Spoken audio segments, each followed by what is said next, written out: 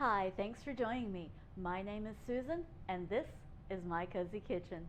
Today I am making something I've not made in a long time.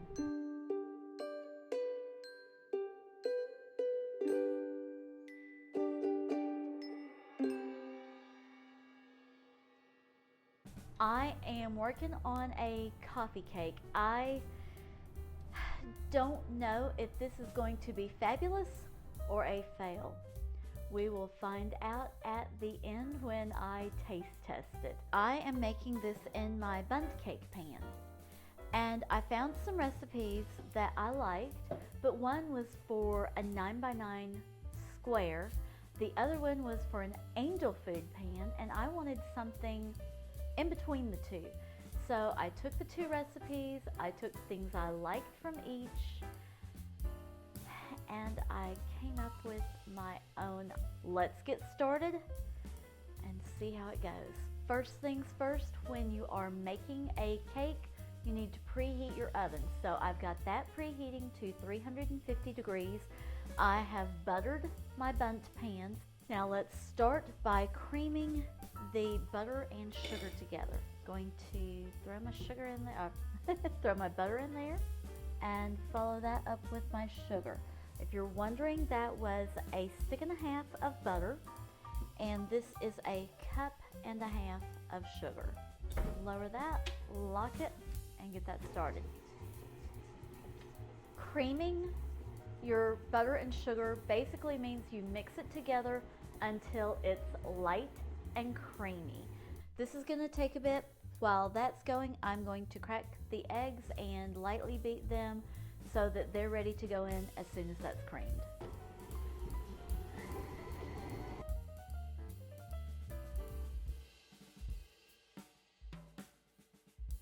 Okay, this is looking good. I'm just gonna pull it up here for you. You can see it's nice and light in color. The texture is nice and creamy. Going to just scrape down the sides, get any butter and sugar off the sides that might be stuck there and on the bottom. That is nice and creamy, so we're going to move on to the next, which is to add the 3 eggs that I lightly beat. Going to put the eggs in first, followed by the vanilla, and now I will dollop in the sour cream.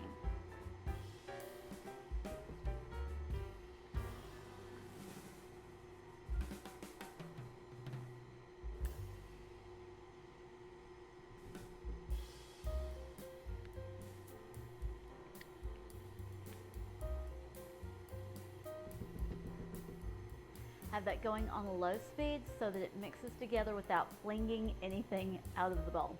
Going to turn it off and scrape down the sides and the bottom. There was some sugar and butter stuck on the bottom. And it looks like this is going to make a really thick batter. Let's let that mix a little bit more.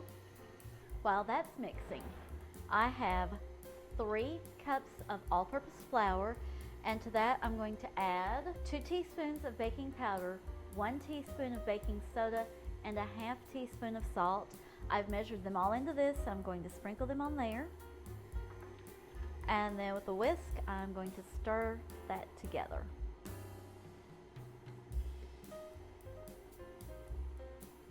Okay, that should be mixed now. And now going to gently push some into the bowl.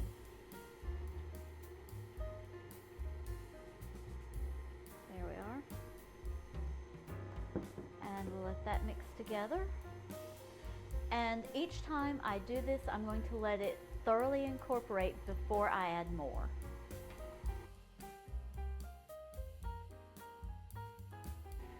And going to turn it off this time and raise this so that I can scrape the sides and bottom and make sure everything is getting incorporated before I add the very last bit of flour to it.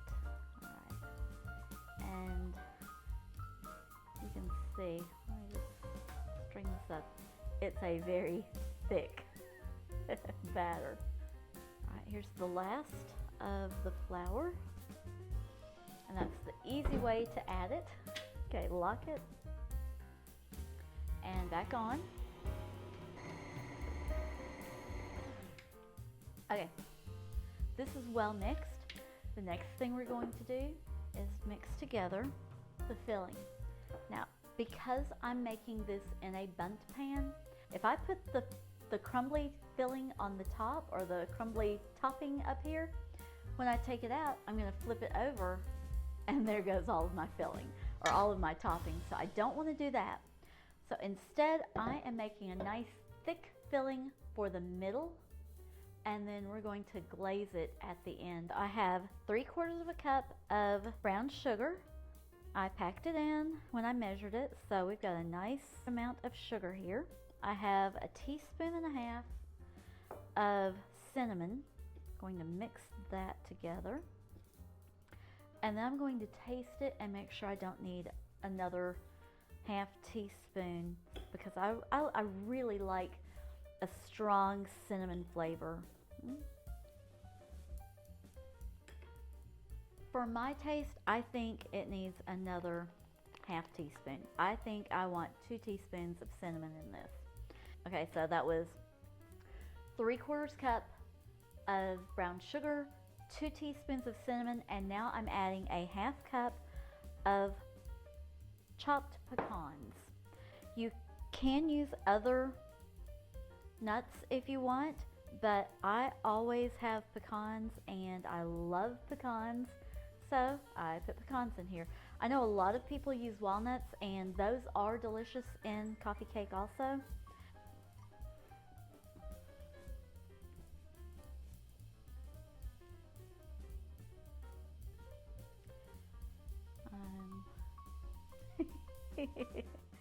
Just gently dolloping this down into the bottom, all the way around.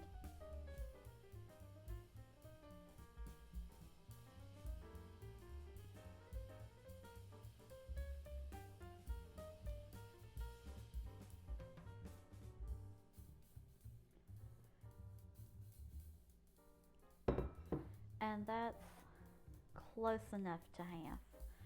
Going to spread it so that it's somewhat even. I wanted to make sort of a little groove in there for this to fit in, because I do have a lot of filling.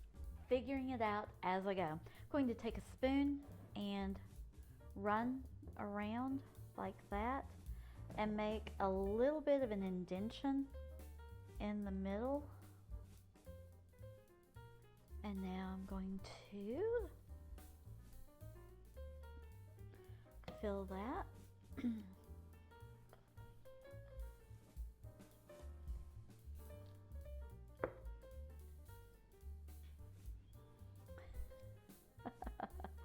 You know what? I'm beginning to think a 1/2 cup would have been sufficient.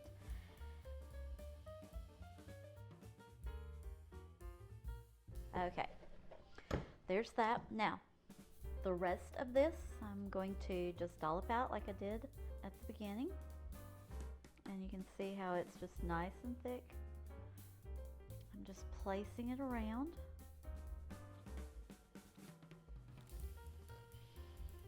Oh, y'all, I have a bad feeling about this. I think it's going to be tasty. I'm just afraid it's going to be really messy. We'll find out. I just hope it doesn't fall apart. Okay, here it is. I'm going to put a baking pan on the rack underneath it, just in case it does spill over when it rises. And it goes 350.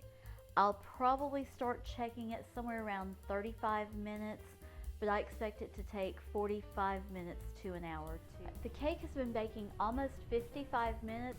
I've been checking it about every 10 minutes since 30 minutes in, so I probably could have taken it out earlier, but I wanted to let it cook just a touch longer, just to be sure that it was thoroughly cooked.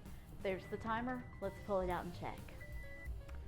It definitely looks done. It's nice and brown. Cookie can keep watch over the cake while we make the glaze for it. This is a simple glaze.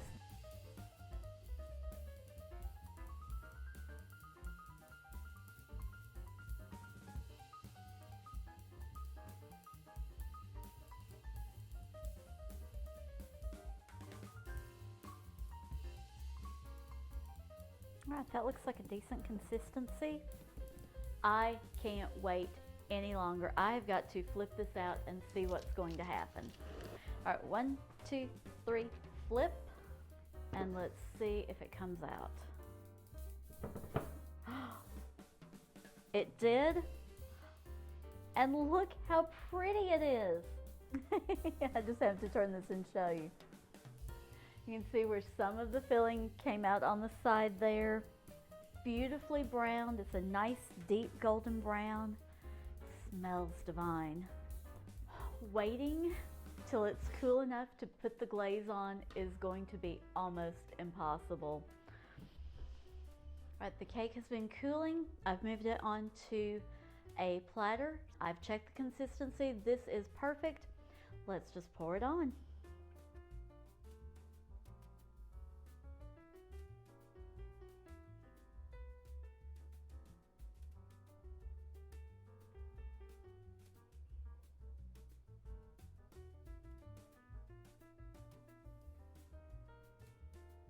I'm just going to keep drizzling until I have it all poured out. Isn't that pretty? Oh my goodness. If this tastes even half as delicious as it looks, it's going to be fantastic. You can't have coffee cake without a cup of coffee, so I have that here and ready. Let's cut into this.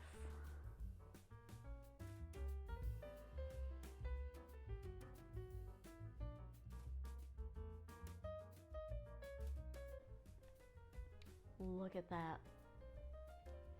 Look at that. Okay, I'm excited. Are you? Let's see how it tastes.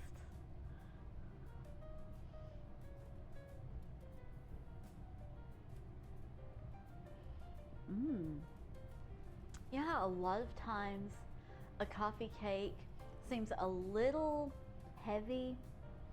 This one has a nice light consistency. It's definitely has plenty of moisture in it. I think this will not dry out very quickly thanks to the sour cream that we put in there. The glaze just gives it that extra little bit of sweetness. I love having the nuts in there. That's just a nice little surprise when you bite into one of those. Gives it an extra dimension of flavor.